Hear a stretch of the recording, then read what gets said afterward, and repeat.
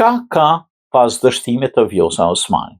Presidenti i Kosovës, Vjosa Osmani, duket se është absurde vetdia dhe papërgjegjshmëria kaq bizare e partive politike.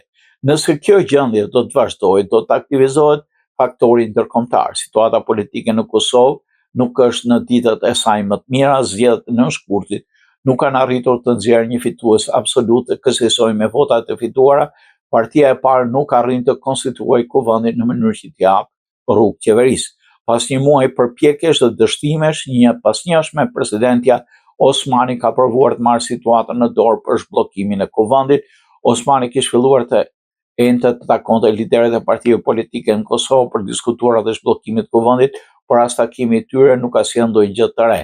Presidenti Osmani ka thënë pas takimit se nuk ka pajtim dhe konstituimit të kuvendit, por shtoi se ka parë një disponim minimal tek liderët partijak për të gjetur një zgjidhje për këtë çështje.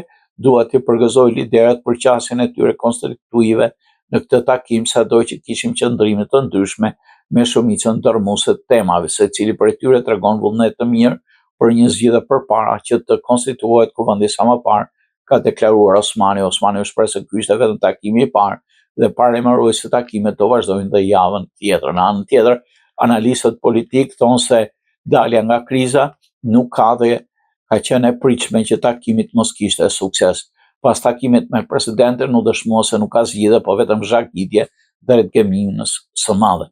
Thesa e presidentes për partitë politike është një shprehje vullneti të mirë, e cila është dashur të gëzojë një konsiderat më të mirë dhe shërbejse rast reflektimi për kuptuar marrëzinë që ka përfshirë Kosovën, që mund të ketë pasoja të rënda.